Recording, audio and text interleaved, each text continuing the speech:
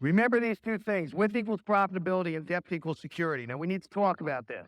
Width equals profitability, depth equals security. So let's elaborate on this. Width, obviously, if this is you, let's say you're a regional leader. So a regional leader works at, let's just talk about insurance alone, 70%. Okay? What's the difference between 70 and 25%? 45%, correct? Okay, so let's assume the average transaction is $1,000 because if you're doing an F&A properly, the average transaction is $1,000. A lot of times it's well over $1,000. So obviously on personal business as a regional leader, you would make $700 if you helped somebody and they had $1,000 premium, correct? If you had a PFA do $1,000 transaction, they'd make $250. But your override on $1,000 transaction, obviously, is the difference between your commission and their commission, which is 45%. So 45% of 1,000 is what? $450. Now, you could choose to go wide and have a lot of PFAs reporting directly to you. Therefore, you have a big override, or another word for that is we'll call spread, profitability. Or you could choose to recruit a couple people and push them up, which you're supposed to push everybody up, and have a bunch of division leaders reporting to you. A division leader is at 60%. So if a division leader did a $1,000 transaction, they made $600 in overrides. If you're their regional leader at 70%, then your override is 10%, correct? Right. So every time your division leader writes a transaction, you get 10% of 1,000, which is how much? $100. Most people, because they don't go wide, they have no spread. They have no profitability. So if you have 3 division leaders, it doesn't matter if the division leader, they didn't even do the sale. They got a district directed them, and the district has a PFA. The PFA did the sale, district gets their override, division gets their override, and the regional leader gets 10%. So if you're like most people don't go wide. So when you do get the regional leader, maybe you got like 2 districts direct you and 1 division, and you've got no spread. But if you're always going wide, then you always have PFAs reporting directly to you, and you have a 45% override there. So if 3 PFAs did a transaction that week, you made $450 times 3, which is $1,350 for the week, right? Right. Times 4 weeks is $5,400 in overrides. Plus, if you did a transaction a week, that's another $2,800 for the week, because 700 times 4 is $2,800, and you made some cash there, right? Yes. You made $8,200 for the month, and you didn't even really do that much business. But if you're getting a $100 override 3 times a week, that's a whopping $300. I could work at UPS and make $300. Go get some width. Go get some profitability. Now, depth equals security. Now, what do we mean? Here's you. I'll use me as an example. Okay? One of our players is Marchesani, which you all know Marchesani, right? Marchesani in the last 12 months has been paid around $610,000. Now, Marchesani has mascara. Mascara in the last 12 months has been paid $385,000. Mascara has Soraya Candelario. Candelario in the last 12 months has been paid around $176,000. This is somebody 3 generations deep that's making almost $200,000 a year. If you got people 2, 3, 4 generations deep that are making money, you have incredible security in your business, because there's nothing you could do to get this person to quit. If Jim Meyer and I got on the phone at the lunch break and called Soraya up and said, Soraya, we've been thinking, we've been talking, it's time for you and Kelly to hit the road. You need to get out of here. We don't want you in the company anymore. We want you in the business anymore. Take a hike. What do you think she's going to say? Screw you, right? Okay? See, don't you want to get your business to the point where you can't even screw it up? Where you can't, I mean, you're all worried about people quitting. You want to get to the point where you couldn't even make them quit. When you have people deep making money, and Mascara's got Barrera that's at about $170,000 worth of income, where's he going? He's going nowhere. And then there's other people underneath that are making all types of money. When you get people deep that are making money, you have security. So, but you got to go wide before you go deep. You got to go wide before you go deep. You see, because you can go deep after you go wide, but you can't have depth in a leg you haven't started. You can't have depth in a leg that you haven't started. Nobody's going to go wide for you but you. First, you got to get somebody direct to you that's doing decent. and then they're going to take what you taught them and they're going to teach it to somebody else. And then they're going to teach it to somebody else, and they're going to teach it to somebody else, and you're going to find the one that's going to listen, and it's usually not the one that you personally recruited, which we'll have more time to discuss this afternoon, but you need to get the width going in order to create the depth. See, you can control the planner, but you can't control the plan. You can never predict which person will be successful. All you can do is keep planting seeds. If you take a look at Francis Averett, who's a great national sales director in our company, is he a senior or a national? It doesn't matter. Okay, but you take Francis Averett, who's just killing it, making a boatload of money. Well, before this business, she used to be in the greenhouse business. And I've been to numerous seminars where she's spoken, and so have some of you, where she would talk about, when you plant seeds, you don't know which one's going to germinate. If you were planting a lawn, all you could do is cover the entire lawn with seed, make sure you can't see any dirt whatsoever. You just put a tremendous amount of seed down, then you cover it all with topsoil, and then you just water it every single day, and not all the seed's going to germinate, but enough will. You never sit there and say, I'm going to plant the lawn and take a bag of seed and say, this one's no good, let me put it over there. This one will definitely grow, okay? This one's no good, this will grow. This one's no good, this will grow. You just put it in there. If you put enough in, something's going to grow. Something's going to grow. If you ever pop popcorn, after you pop popcorn, aren't there always some kernels that never popped at the bottom? You never sit there and say, I know this one ain't popping, so let me not even put it in there. You don't know. You cannot control who's going to become successful. You cannot predict who's going to become successful. Yesterday we talked about, as a matter of fact, when you do predict, your prediction's usually always wrong because the people you think aren't going to do it are going to do it. And the people you think are going to be superstars, you usually always hear from a new person. If I could ever get my neighbor in, or if I could ever get my Uncle Charlie in, man, look out.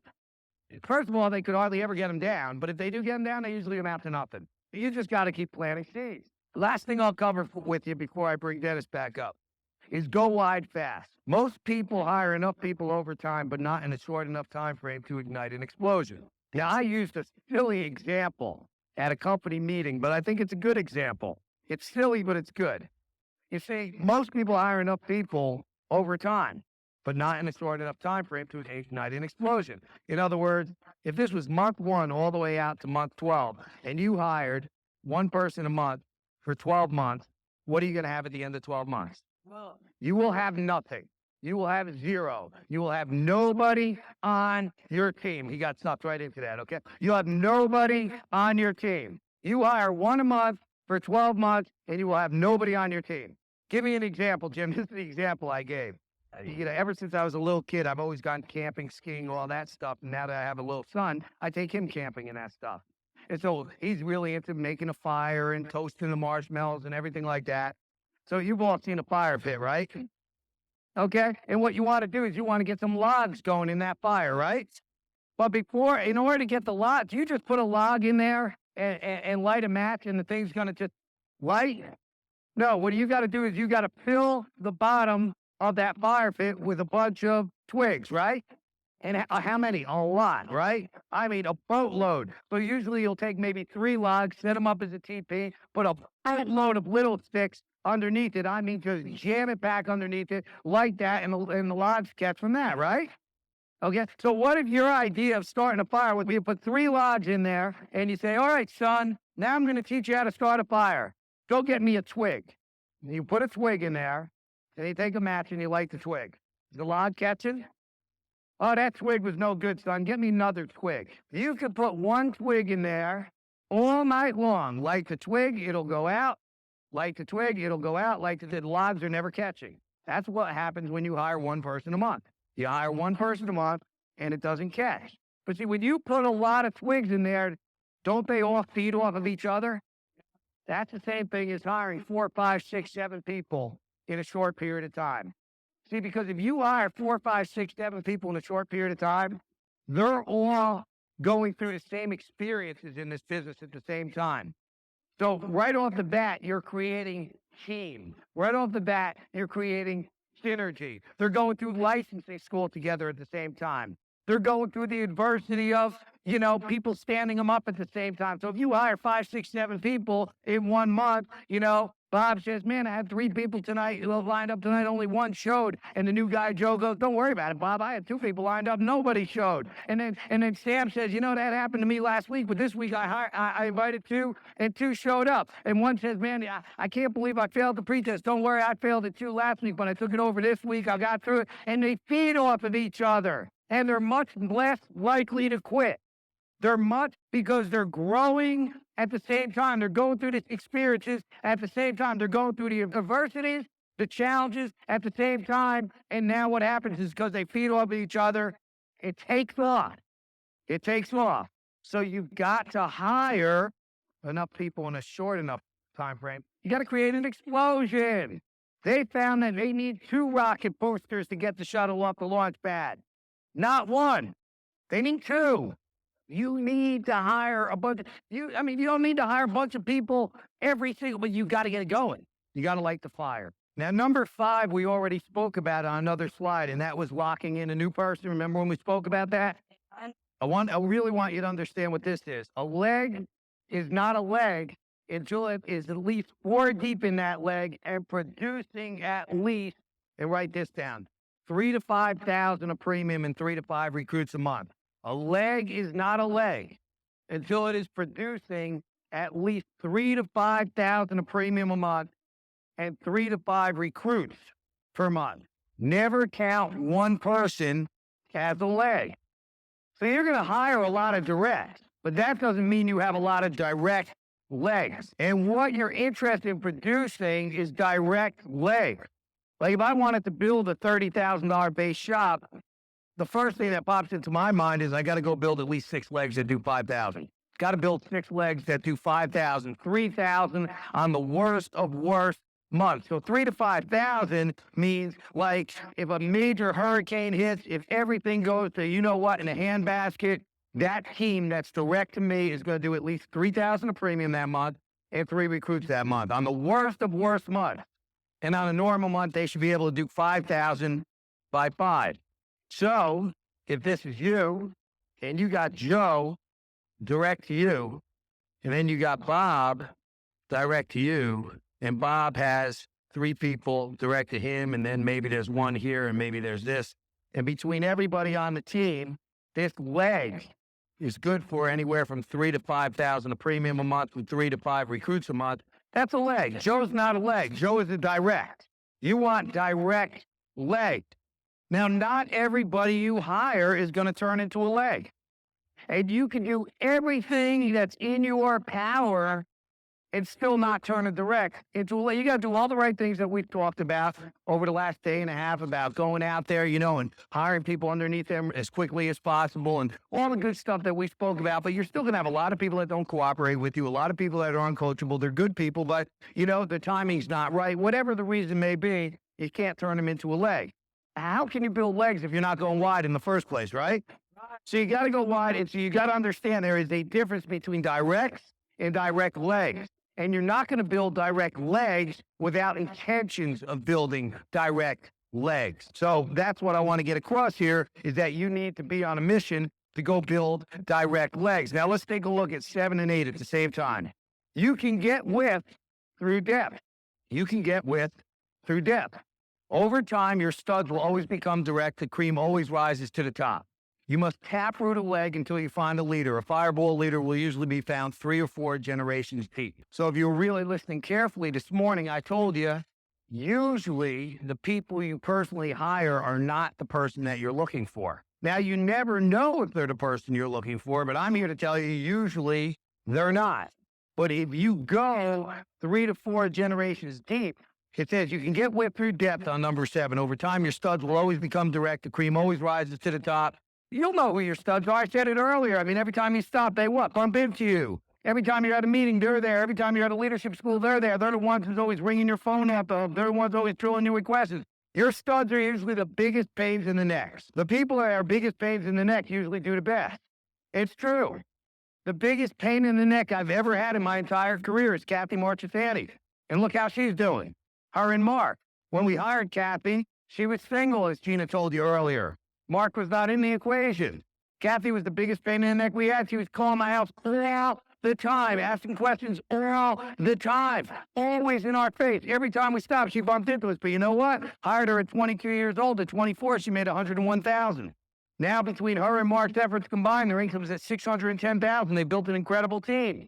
And they still communicate. They still have alignment. You must taproot a leg until you find the leader that you're looking for. So they say, and it's true, usually, not always, but usually, that person I told you is not the person you're looking for, right? By the time you get 4 generations deep, you'll usually find the person that you're looking for. Sometimes it'll be here after you go 2 generations deep. Sometimes it'll be a third. Sometimes it'll be that person. Kathy was a person that I hired personally. She was the person. But that's rare. I hired a good buddy of mine by the name of Rich. Wonderful guy. Unfortunately, his brothers blew him out of the business. But I said to Richie, who'd you like to go see first? And he took me to his next door neighbor, Tony. We did business with Tony. And I said, Tony, who other than yourself do you feel could benefit from what we do? He said, go see Gina. Well, Gina ended up being his sister, my wife. Okay, that's how I ended up seeing Gina. Because I took him out on a training sale with Tony, and Tony led us to Gina. Richie left after 2 weeks in the business. Gina rolled up directly to me. So Richie wasn't the guy I was looking for. Gina was, right? Gina was the girl I was looking for. She was a girl when I met her. I want you to know that. Okay? So she was the girl. Okay. So, but it's usually the people that you hire personally is not the person that you're looking for. This is another reason. You know how people develop a list and they say, well, I don't know if I should talk to that guy. I don't know if I should talk to that girl. If I put Richie on the list and said, I don't know if I should talk to Rich, would I have ever found Gina? No. No. You don't know. You don't prejudge. I don't care if they're doing great. They own their own business. They're making a few $100,000 a year. Talk to them. Go show them what it is that we do. Number one, they might surprise you and want to do the business anyway. I have a friend who's a multi-millionaire. He's a doctor. And you know what he told me? Almost all the buddies he has who are doctors making $600,000 and $700,000 a year are broke. Flat broke. Because they got $1.5 million home in the mountains. They got a $500,000 home down the shore. They got the S-Class Mercedes. The wife's got the S-Class Mercedes. They got this, they got that. They don't think about saving money. So they make a lot of money, but they don't have any money. And a lot of doctors nowadays don't enjoy being the doctors, and they don't like what they've gone through with what they've gone through with the HMOs over the last 5 years. You don't prejudge anybody. The worst thing that can happen is they could become a client, or they could say, you know what, you need to talk to so-and-so. Now, so what if you're going to go find that stud, whether it be 4 generations deep or 2 generations deep, then you need to taproot.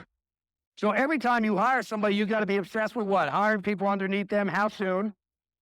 Immediately. Okay? And then going to work with these people and treating these people like direct.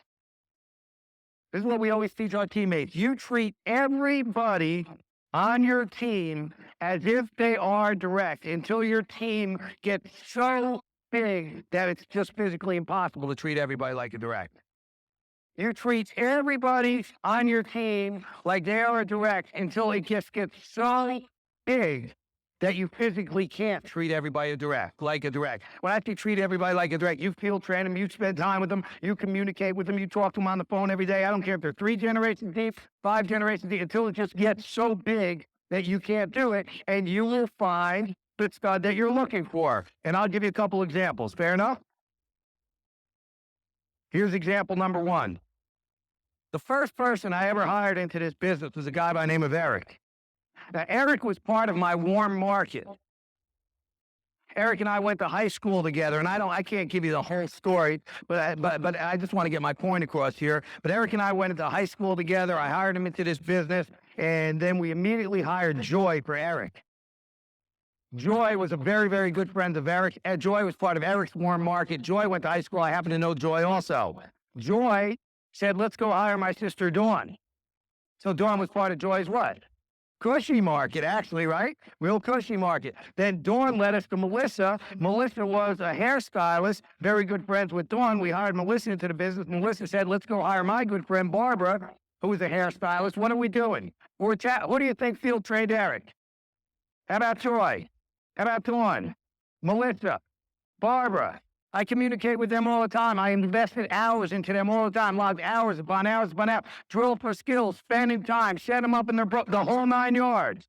Barbara said, let's go talk to my friend Sean, who's a hairstylist. So we recruited Sean into the business. When we developed Sean's market, Sean said, let's recruit Laurel. Laurel is my father's nurse. And we recruited Laurel into the business. Okay? Laurel said, let's go recruit the guy who owns my dry cleaners into the business. So we recruited George. I personally worked with every single one of these people. So far, we taprooted how far? 1, 2, 3, 4, 5, 6, 7, 8. We're eight deep. George led us to Annie and Pete. Annie led us to Tony Legata and Lori Pradick. Tony Legata and Lori Pradick are first-generation RVPs to us today. Because Eric left, Joy left, Dawn left, Melissa left, Barbara, Sean, Laurel, George, Annie, and Pete. And Tony and Lori are first-generation RVPs. Lori's rolling 12-month income right now is $128,000. She's a single mom. But it took years until through that taproot. This did not happen in weeks. This took years, okay, of taprooting and building relationships and and for two good first-generation RVPs from that. And what's going to happen from that? You think other RVPs are going to be developed? Absolutely. That's taprooting. And all these people are great people, and I genuinely mean that. But you know what? Not everybody, Esther has a great way of saying it. He says, everybody wants to go to heaven, but nobody wants to die, right? And a lot of people come into our business and they say, man, I'd love a big home and I'd like a nice car and I'd like to make a couple $100,000 a year. And then one day they realize, as much as I thought I wanted a nice home, I don't want it enough to really sacrifice missing Monday Night Football or working on Saturday mornings. As much as I really wanted a sports car, I don't want the sports car more than I don't like picking up the phone. It doesn't make them bad people. It's kind of like somebody enrolls in college and they're there and then they realize, as much as I thought I wanted the piece of paper with that college's name on it, with the bachelor's science next to it or an associate next to it, I just, the value that I'll get, I really don't want to pay the price. So when people leave, it doesn't mean they're bad people. These are all wonderful people. They just decided that as much as they thought what they didn't want. That's all. So that's it. Does taprooting pay off? Taprooting pays up. So what you need to look beyond the person that you hired. Now, let me tell you another thing, because I don't want you to misperceive it. Every single person we hired, I looked and treated as a future RVP. Everybody's an RVP until they prove otherwise. That's the way you've got to treat them. And every single one of these people could have become an RVP. See, everybody can become an RVP. It's whether or not they choose to. See, Gina said her first, point number one on that slide was the toughest part of winning is what? Making the decision to win. So they all could become RVPs. All of us benefited from, all these people benefit from our services. They still own our services to this day. And they'd have nothing but great things to say about the company and about us. They just decided they didn't want to pursue it. So we always treat people like winners. I don't hire somebody and say, he's probably not going to last. Who can he introduce me to? I'm going to treat him like a winner, but I got to build my business properly. I got to taproot, got to do the right thing, right? Okay. Give you another example. Another guy I hired really early on into my PFS business was a buddy of mine, Les. Les was part of my warm market. Les and I knew each other since junior high school. So I knew Eric since high school. I knew Les since junior high school. And I recruited Les into the business. And Les was doing great in the business. And Les introduced me to Vinny. And Vinny introduced me to Victor. And Victor introduced me to Jim. And Jim introduced me to Paul. And Paul introduced me to Steve. And what do you think? Worked with these people, interviewed these people, field trained these people, logged massive hours with these people, drilled for skill with these people, spent one-on-one time. Not over the course of 3 months, 6. I'm talking about over the course of a long time. Who do you think did that? Me, just like you're going to do it. You're going to taproot. Steve introduced me to Mike. Mike introduced me to his cousin, Milad. Milad's a first-generation RVP to us in Canada right now. Milad averages about 15 recruits a month and 15,000 a premium month. He'll be getting the ring in the next couple months, and he'll be reducing 2 RVPs in the next 6 months. Absolute fact. He's got a regional leader coming down to our school next week with 25 people taking a bus from Canada to our school every 8 weeks. They come from Canada. See, because Mike's not here anymore, Steve's not here, Paul's not here, Jim's not here, Vic's not here, Vinny's not here, Les not here. From Milad's a first-generation RVP in Canada. And Mike also led me to Ben, who led me to Jim, who led me to Tom, who led me to Frank, who led me to a girl by the name of Jeannie Ring, who used to be an attorney, who's also a first-generation RVP now. Last month, she made 11 grand. But from the time I hired left till the time I met Jeannie was probably 7 years. Probably 7 years. You don't know who somebody's going to introduce you to. See, now, Les could have been an RVP, but he chose not to. Great guy, wonderful guy, benefit from our service, everything like that. So most of the people you hire are not the person that you're looking for. But what happened, even though I hired that one, I got 2 direct RVPs from that and a lot of other people I didn't draw on this thing. I still have people in my base shop that are byproducts of this leg. I still have people in my base shop direct to me or they're byproducts of this leg. Sometimes you'll recruit one person and they'll lead you to 4 people. They'll hire 4 directs. When one person leaves, you got 4 new directs.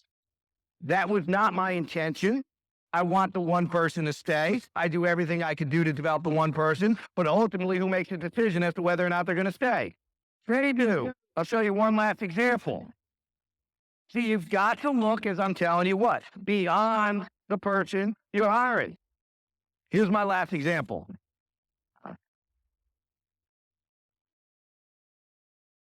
I went to junior high school with this guy. We played athletics together. We did a lot together, and he was so tough to recruit. You got anybody that's close to you that's tough to recruit? I had a great relationship with him. To make a long story short, when we got out of high school, I told you how I ended up in college by default last night, but all my other friends were in college too. He was the only one of us that decided not to go to college. So when we all got out of college, he thought he'd do way more than us because we had been putzing around with college for 4 years and he had been in the real world making money. He was managing a restaurant, so he was the big maha. So when I invited him to a meeting, he blew me up, and I invited him to a meeting, he blew me up, and he kept blowing me up, blowing me up, blowing me up. And I knew if he ever saw this business, he would love it. Is there anybody you know if they ever saw it, they'd love it? Yeah. And so those people that are close to you that you know if they saw it, they'd love it. When do you give up on them? No. Never. Never. Now, somebody that your friendship farm that strikes you as average and ordinary, they don't give you any type of special gut feeling, 3 strikes and they're out. But somebody who you just know that they know if they ever saw it, maybe you don't ever give up on. I kept wearing his butt out, wearing his butt out, wearing his butt out. And one day he came up to me and he said, you know what? The restaurant offered me an apartment in the back of the lot, but the apartment has no heat and air conditioning. Can you do something for me? Because he knew I was working for an engineering company doing design work for them, and what they did was mechanical engineering, heating, ventilating, air conditioning. He said, do you think you could get a system for me, design a system, and install it for me? Because we're buddies. Of course I did. So I did the whole 9 yards. I get the system for him. I install it for him. And, we get done like really late that night, like 2 o'clock in the morning. We're all done. We go to sleep. He used better terminology than that. And he's like, what are you talking about? See, because we were 23 years old, so $50,000 was big money, right? Well, I said, Bob, I've been telling you for 60 months to get your butt up to the office, but you're too cool, and you're the big guru who's in the business world. So finally he comes up to the office. He sits to an opportunity, and what do you think happened? He didn't like it or he liked it? He loved it. He joins the business. He comes into the business to make and I'm making a very long story short. He loves it, but because of some personal things in his life, he didn't stick with it. If he stuck with it, I'm telling you, he could have been a giant because he has an outrageous personality. But because of some personal things in his life, he didn't stick with it. But before he left, let me show you who he introduced me to. Before he left, he introduced me to a guy who introduced me to a guy who introduced me to a guy 4 generations deep. Rick Fultz was the first generation RVP to me today. Ave Miller. Ave Miller was 6 generations deep. She's the first generation RVP to me today. Where's the Ray? She introduced me to John Mariano, 4 generations deep. John's getting the ring in the next 2 months, and John has an RVP, Rocco Stigliano, who's going to get the ring probably this month. Okay? First generation, second generation. He introduces me to a guy by the name of Joe Albuquerque, who's a replacement like Joe Albuquerque's 5 generations deep, chose the first generation RVP to me today, definitely getting the ring in the next 6 months. He introduced me to a guy by the name of Steve Brooks. It says 3 generations deep here. Steve was actually 5 generations deep. Steve introduces me to a guy by the name of Lenny Kaczynski. So Lenny Kaczynski is direct to Steve. Okay, Lenny Kaczynski is growing 12 about $176,000 a year. Lenny's got a first-generation RVP by the name of Pave Raz. Probably recruited like 40 people in his base shop last month. I don't know the exact number off the top of my head. He's got another first by the name of camera shot, another first by the name of Norm Cunningham. He's got a second by the name of Aaron McFadden. He's got a second by the name of Sean Hughes, who is one of only 6 RVPs that was chosen to speak in San Diego this whole leg. And then Steve has a direct first-generation RVP by the name of Carlos, who has an office down in Madrid, Spain. All because I wore Bob's butt out. 1, 2, 3, 4, 5 first-generation RVPs, a bunch of seconds, third-generation RVPs. And what do you think? The bottom line is one guy led me to 13 vice presidents, 5 of them being first-generation.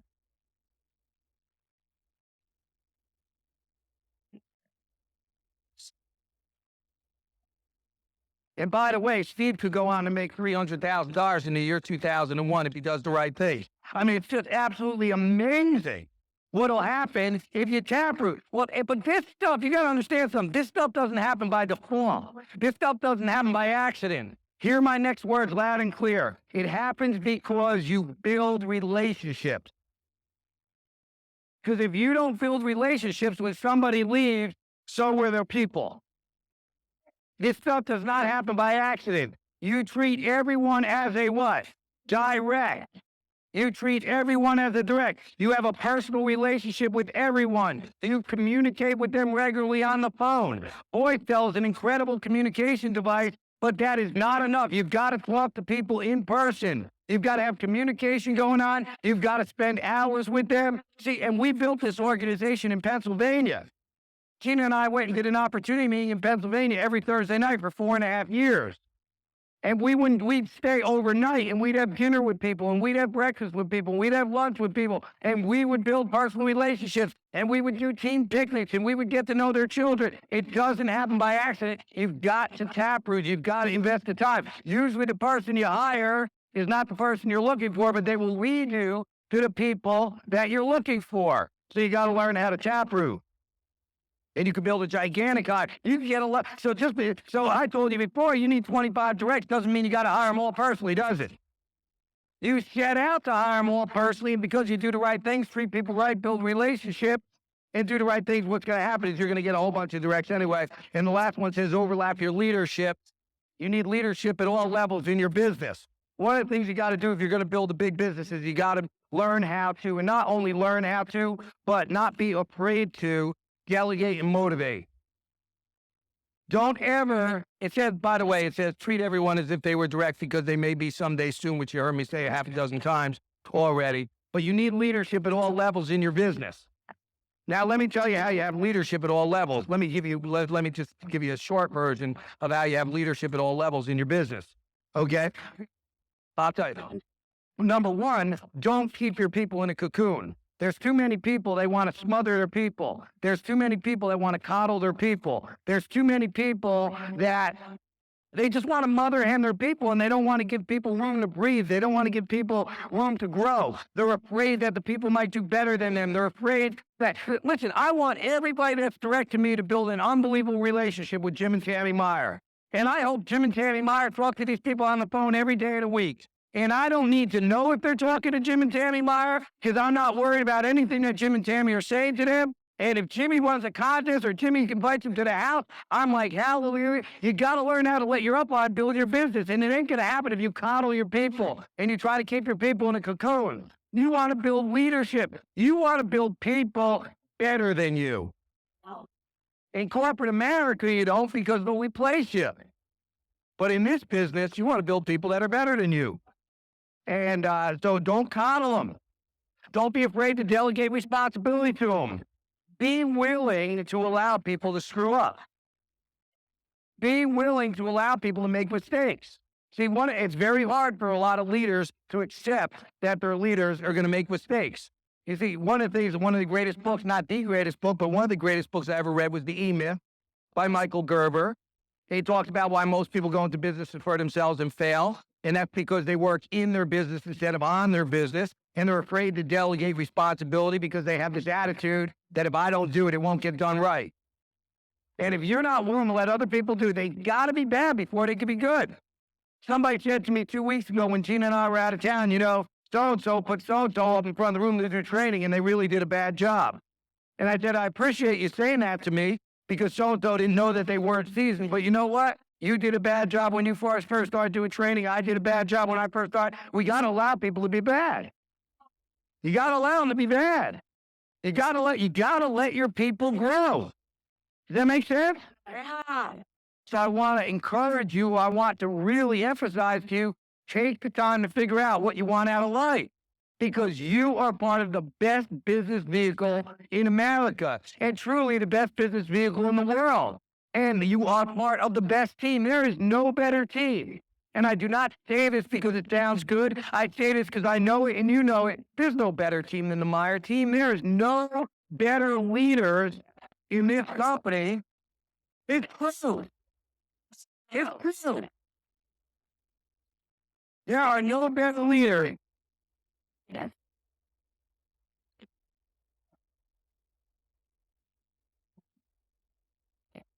In this